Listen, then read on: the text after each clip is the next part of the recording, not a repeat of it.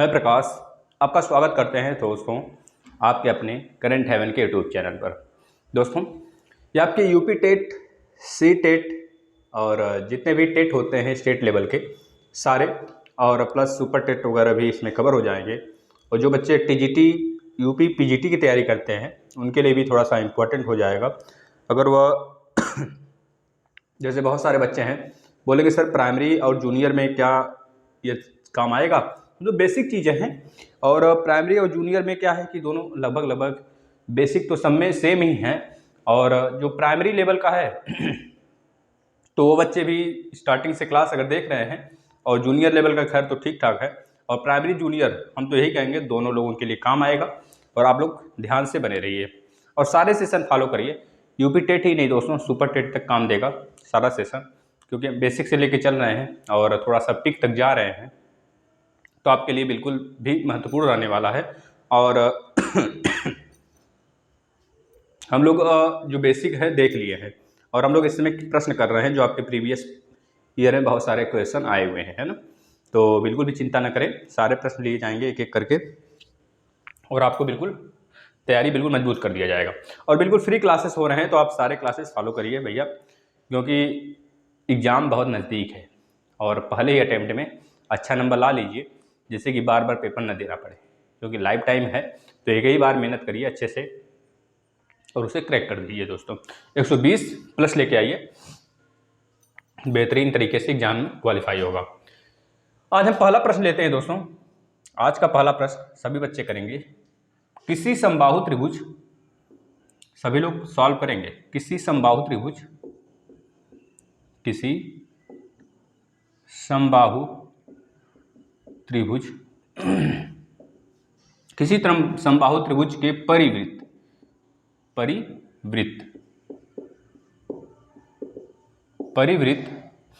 की त्रिज्या, परिवृत्त की त्रिज्या 8 सेंटीमीटर है। कितना है दोस्तों? 8 सेंटीमीटर है। तो त्रिभुज के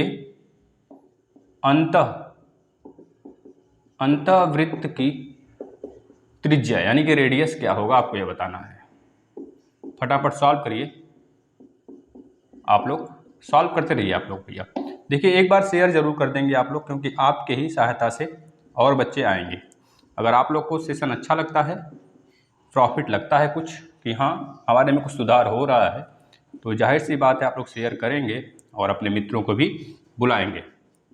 दोस्तों सारे क्लासेस फ्री बिल्कुल हैं, आप लोगों को कहीं भी जाने की ज़रूरत नहीं है। CDP वगैरह भी चल रहे हैं, तो आप सारे क्लासेस फॉलो कर सकते हैं। चलिए फटाफट इसको सॉल्व करिए।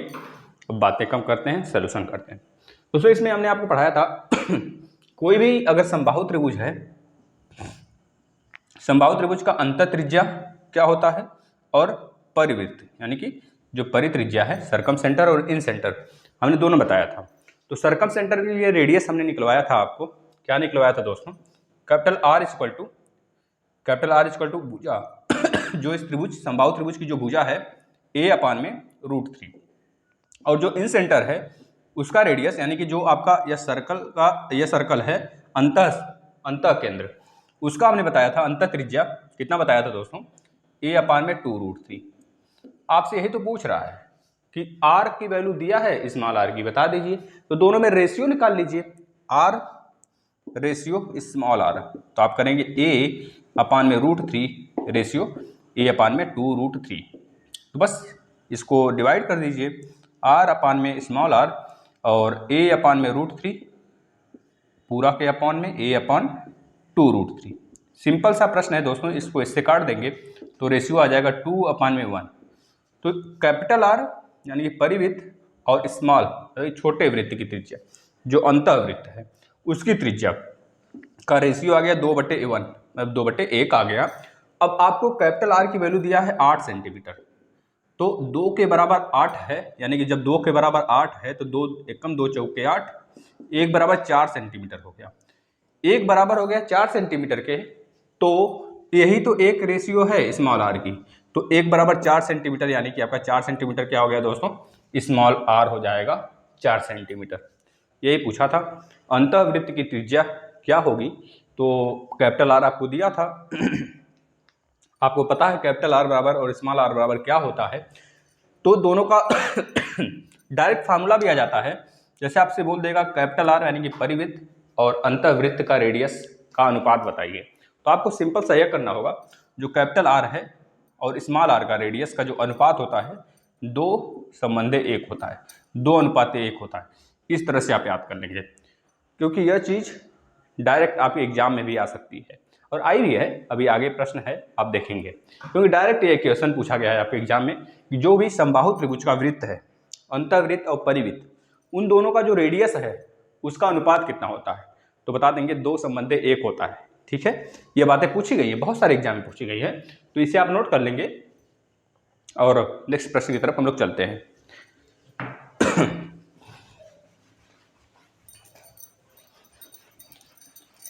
चलिए अगला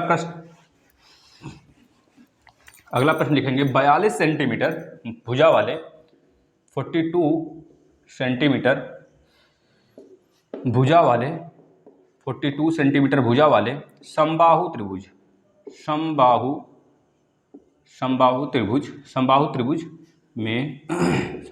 में बने वृत्त का क्षेत्रफल क्या होगा, बने वृत्त का एरिया क्या होगा, यानी कि ज्ञात करना है। ऑप्शन ले लेंगे आप लोग ऑप्शन ले लेंगे 231 सेंटीमीटर स्क्वायर, ऑप्शन बी ले लेंगे 462 सेंटीमीटर स्क्वायर, ऑप्शन सी ले लेंगे 22√3 अपान में कुछ नहीं है अपान में, यहाँ पे सेंटीमीटर स्क्वायर है, यह कर सकते हैं। ऑप्शन नंबर डी ले लेंगे दोस्तों 924 सेंटीमीटर स्क्वायर। देखिए इसको बहुत आसानी से ट्रिक से किया जा सकता है। अगर आप लोग को पता होगा दोस्तों, हमने आपको बताया था अगर किसी भी सर्कल का रेडियस अगर 7 होता है तो अगर उसका एरिया अगर पूछा जाए तो आप डायरेक्ट निकालेंगे कितना होगा 154 होगा। बताइए कितना हो जाए देख लेते हैं। 22 × 7 7 दूनी 14, हाँ 154 हो जाएगा। किसी भी एरिया का तुरंत आप बता देंगे, अगर रेडियस 7 है किसी सर्कल का तो एरिया आ जाएगा 154 और जो उसका परिमाप होगा यानी सर्कमफ्रेंस होगा सर्कल का वो 44 आ जाएगा।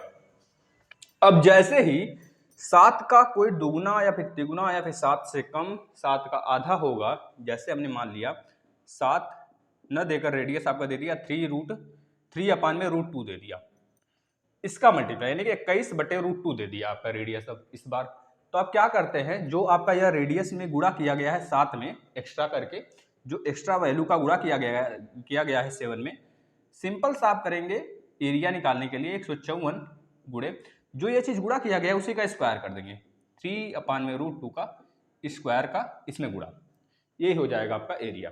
अब अगर बात करेगा सरकमफ्रेंस की तो जो चीज इसमें गुणा हुआ है वही समान इसमें गुणा हो जाएगा, यानी कि 3 अपान में √2। तो इस तरह आप आसानी से फाइंड कर सकते हैं कोई भी सर्कल का एरिया और परिमाप। तो इसमें आपको दिख रहा है दोस्तों, देखिए बहुत ही सेकंडों में इसका आंसर निकाला जा सकता है, सॉल्व भी करने की जरूरत नहीं है।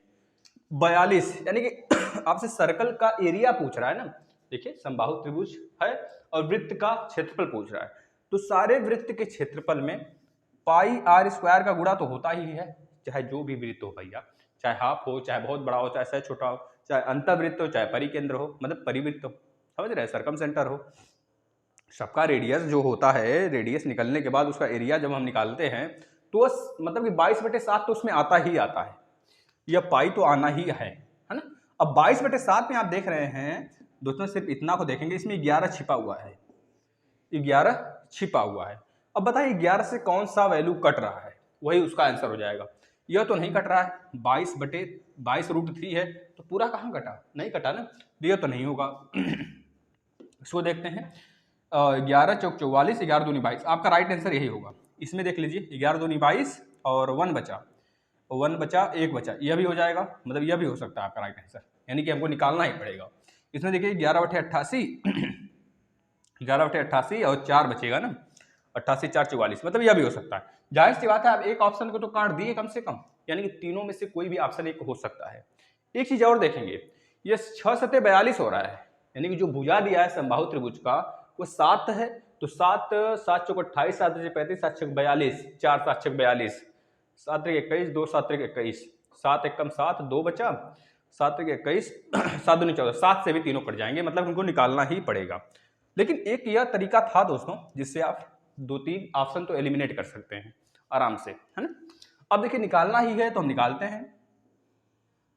जब किसी त्रिभुज का भुजा दिया है 42, 42, 42, यही तो दिया है भुजा वाले 42 समबाहु त्रिभुज में बने वृत्त। अब यहाँ पे वृत्त बना है अंदर, इस वृत्त का ही रेडियस बोला निकालने के लिए, सॉरी एरिया बोला निकालने के लिए, तो सबसे पहली बात हमको रेडियस पता होना चाहिए। तो किसी भी समबाहु त्रिभुज का रेडियस, मतलब कि अंत त्रिज्या का रेडियस क्या होता है, अंतवृत्त का रेडियस क्या होता है, किसी भी समबाहु त्रिभुज के इन सेंटर का रेडियस क्या होता है, इन सर्कम मतलब इन सेंटर का रेडियस क्या होता है, ये बताइए। तो आपको पता है दोस्तों, हमने बताया है, इसे प्रूफ भी करवाया है, a अपान में यानी कि भुजा बटे √3, यही तो होता है यही होता है, नहीं जी ये तो कैपिटल R का होता है, ये गुणे 2 कर देंगे इसमें, यह हो जाता है किसी भी अंदर बने सर्कल का रेडियस, वो भी समबाहु त्रिभुज का रहेगा फिर, ठीक है। अब इसमें आराम से आप रख सकते हैं दोस्तों, स्मॉल r की वैल्यू हमको दिया है क्या, नहीं दिया है, a की वैल्यू दिया है 42 बटे √3 इंटू 2, 2 से काटेंगे 2 दूनी 4, 2 एक कम, यानी कि 21 बटे √3 आ गया 21 बटे √3 का मतलब हो गया 7 इंटू 3 अपान में √3। अब ये 7 इंटू 3 अपान में √3 में 3 अपान में √3 एक्स्ट्रा है। किसी भी सर्कल का अगर रेडियस 7 से मल्टीप्लाई हो रहा है और 7 के बाद जो गुणा करने पे आएगा यह चीज, तो 21 बटे √3 आएगा। तो यही जो एक्स्ट्रा है दोस्तों 7 के बाद ना, अगर केवल 7 रहता तो हम बता देते एरिया कितना हो जाता 154, लेकिन ये 7 के बाद 3 अपान √3 से भी गुणा किया गया है, तो एरिया क्या होता है, जो रेडियस है उसके स्क्वायर का गुणा भी तो होता है उसमें, पाई आर स्क्वायर। तो सिंपल सा इसमें आप 3 अपान में √3 के स्क्वायर से गुणा कर देंगे। अब कर लीजिए सॉल्व इसे, तो 154 गुणे यहाँ पे हो जाएगा 3 से, यह काट दीजिए, यहाँ पे √3 बचेगा केवल, यानी कि 3 बचा, कर लीजिए 3 चौके 12 को 2, कैरी 1, 3 5 15 1 16, 3 1 3 1 4, यानी कि 462 आपका राइट आंसर होगा। इस तरह से निकालते हैं, समझ रहे हैं। अन्यथा आपको रेडियस तो पता हो गया, आप पाई आर स्क्वायर में भी रख सकते हैं, इस तरह भी निकाल सकते हैं। 22 बटे 7 गुणे आर की वैल्यू कितनी है 21 बटे √3, 21 बटे √3 और 21 बटे √3, यहाँ से भी निकाल सकते हैं सॉल्व करके। अन्यथा यह हमने आपको बताया हुआ है, आपने कॉन्सेप्ट देखा है तो सीखा होगा। चलिए अगले प्रश्न की तरफ।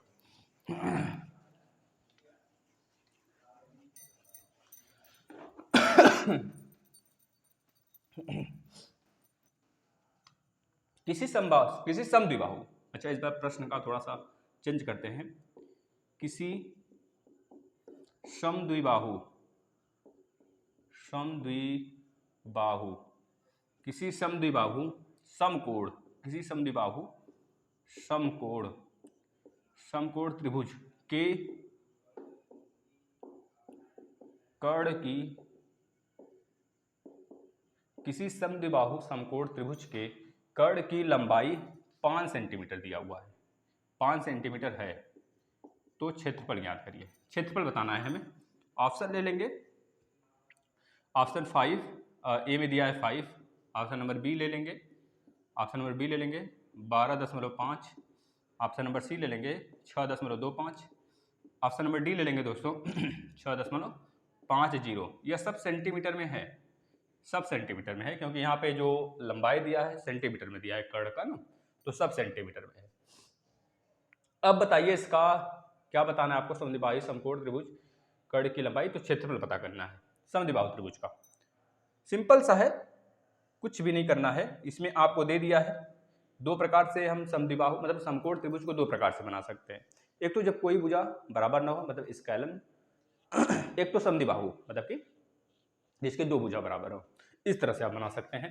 तो हमने दो भुजा बराबर रख लिया, दोनों भुजा का वैल्यू a रख दिया और कर्ण की वैल्यू आपको 5 दिया है, तो जाहिर सी बात है यह पाइथागोरस थ्योरम लगा के आप a की वैल्यू निकाल सकते हैं। तो लगा लीजिए a का स्क्वायर प्लस a का स्क्वायर बराबर 5 का स्क्वायर, इस 5 का स्क्वायर प्लस a का स्क्वायर प्लस a का स्क्वायर इक्वल हो गया। यहाँ पे 2a स्क्वायर बराबर 5 का स्क्वायर मतलब 25 तो ए स्क्वायर बराबर 25/2, यानी कि ए की वैल्यू कितनी आ गई दोस्तों, 5/√2। ये तो ए की वैल्यू आ गई। हमको बताना है एरिया, बताना है किसका, इस समकोण त्रिभुज में। तो जाहिर सी बात है किसी भी त्रिभुज में जो होता है एरिया बेस गुणे हाइट होता है, लंबवत हाइट जो है उसकी। तो 1/2 इसका बेस और हाइट कितना है, बेस भी यही है और हाइट भी यही सेम है, तो हम लिख सकते हैं ए का स्क्वायर, ए इंटू ए का स्क्वायर। अब ए की वैल्यू है 5/√2, वही चीज वहां पे पुट करिए, तो 1/2 इंटू 5/√2 इंटू 5/√2, और √2 मिलकर 2 हो गया, तो 2 2 4 नीचे हो गया, ऊपर 25 हो गया। 25/4 का मतलब 4 का काटे, 4 छक 24, बचा 4 दूनी 8, 4 5 20, 6.25 सेंटीमीटर स्क्वायर। यह सेंटीमीटर स्क्वायर में है वैल्यू, सारे के सारे सेंटीमीटर स्क्वायर में है क्योंकि एरिया है ना, तो ये चीज़ याद रखेंगे। चलिए अगले प्रश्न की तरफ चलते हैं, इसको आप लोग देख लीजिए एक बार।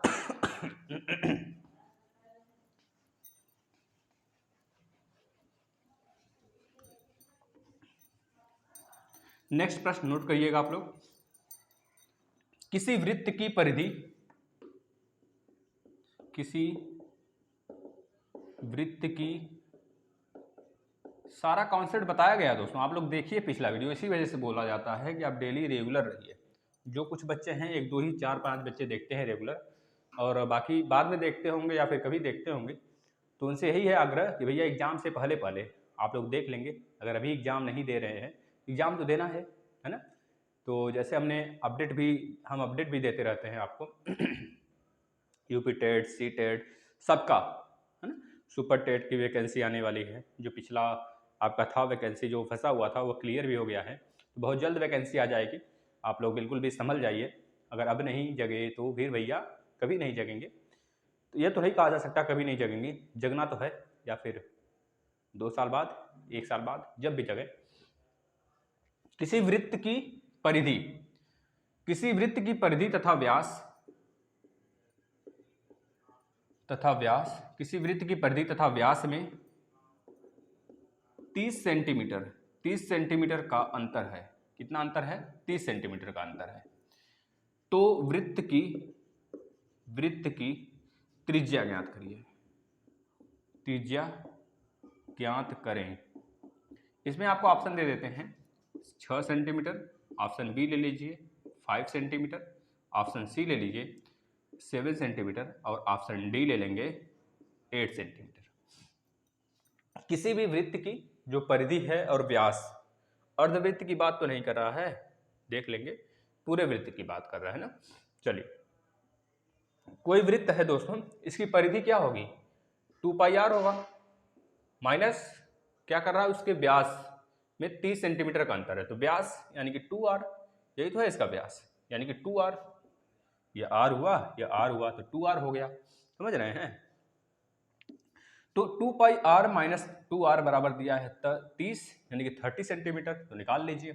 पहले 2r को कॉमन कर लीजिए, तो कॉमन जब हमने किया तो यहाँ पे हमको मिला 22/7, 22/7 माइनस 1 बराबर 30।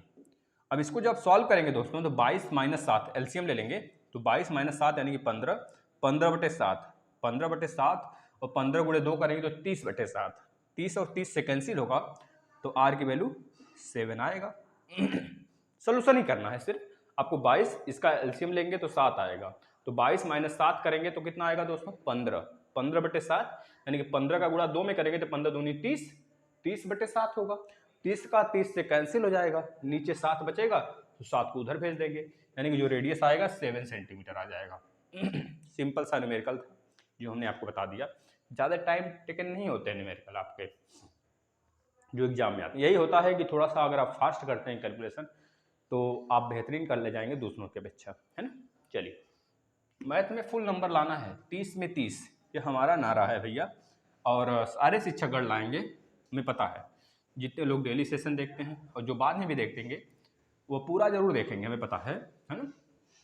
और देखना भी चाहिए आपको पूरा, क्योंकि आपको सारी चीज़ें वैसे ही बताई जा रही हैं, या फिर वही चीज़ें हैं जो आपके एग्जाम में डायरेक्ट उठ के आएंगी, है ना। किसी समकोण त्रिभुज का, नेक्स्ट प्रश्न,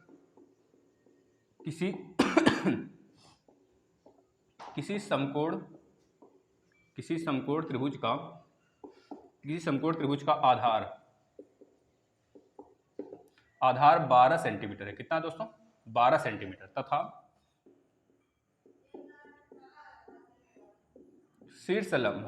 तथा शीर्षलंब कितना है? शीर्षलंब 5 सेंटीमीटर है। 5 सेंटीमीटर। किसी समकोण त्रिभुज का आधार 12 सेंटीमीटर है और जो शीर्षलंब है वो 5 सेंटीमीटर है। तो आपसे पूछ रहा है उसके विकर्ण की विपरीत शीर्षलंब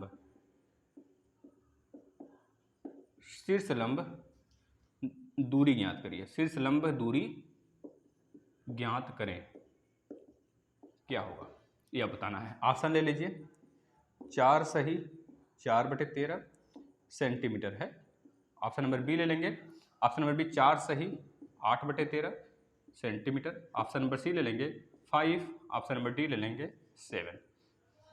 देखिए डरना नहीं हमें ऑप्शन देखकर, और बहुत ही इजी क्वेश्चन है, इसको भी आप आराम से कर ले जाएंगे। देखिए सिंपल सा यह बोल रहा है कोई समकोण त्रिभुज है, इस तरह ऐसे बनाया गया है। अब इस समकोण त्रिभुज में जो आधार है ना इसका, यह 12 सेंटीमीटर आपको दिया हुआ है।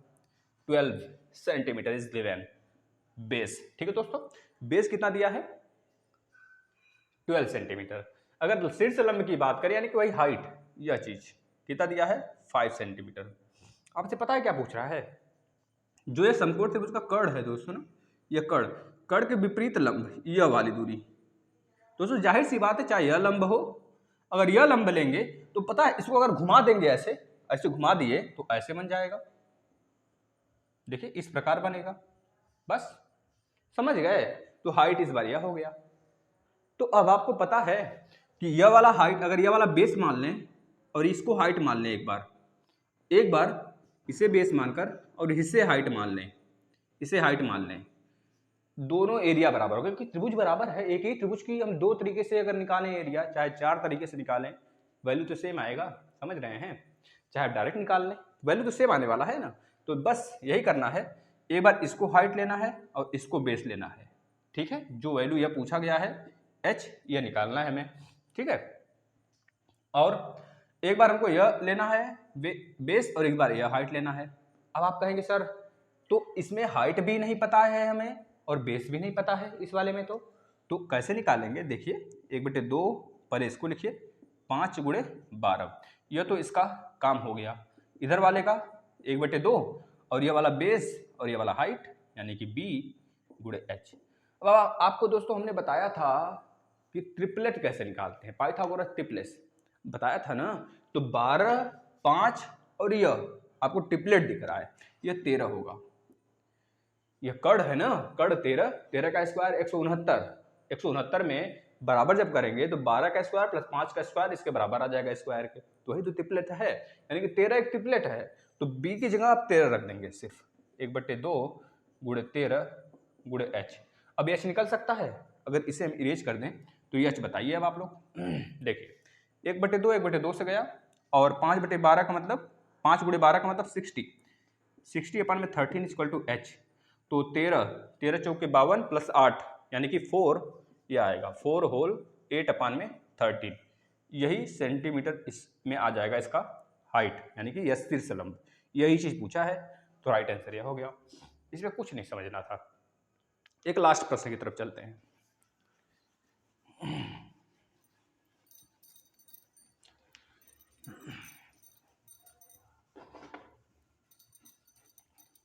चलिए लास्ट प्रश्न की तरफ देखते हैं हम लोग। किसी त्रिभुज की माध्यिका, देखिए क्वेश्चन नंबर, किसी त्रिभुज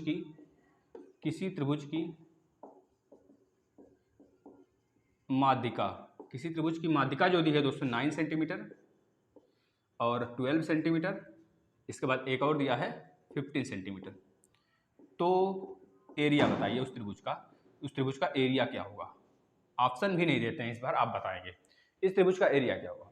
दोस्तों हमने आपको बताया था कि जब भी किसी त्रिभुज का माध्यिका दे तो उसे हम क्या ले लें? उसका भुजा मान लेते हैं उसी को। जनरली भुजा के रूप में मानकर हम सबसे पहले हाफ पेरीमीटर निकालते हैं, A M plus B M plus C M बटे 2। A M B M C M का मतलब मीडियन है, एक तरह से माध्यिका की वैल्यू है।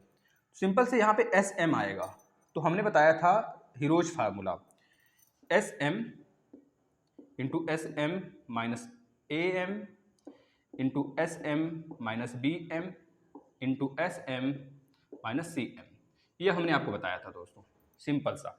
लेकिन यह तो हमारा हीरोज फार्मूला तब होगा लगेगा जब माध्यिका नहीं दिया रहेगा तब। इसमें एक चीज से गुणा हो जाता है, जब माध्यिका देता है तो सिंपल सा इसमें आप 4/3 का गुणा कर देंगे दोस्तों, तब निकल के आ जाता है पूरे त्रिभुज का एरिया। बस यही करना है, तो रख लीजिए एस एम में सारे त्रिभुज का जो माध्यिका है क्या है, 9 12 और 15, तो 9 प्लस 12 प्लस 15 बटे 2, तो 12 और 9, 12 8 20 21, 21 5 26 और 26 10 36, यही हो गया ना, देख लीजिए 5 5 2 7 7 1 8 8 8 16 को 6 8 में 1 1 1 2 1 3 बटे 2, यानी कि यहाँ से 18 निकल के आ गया।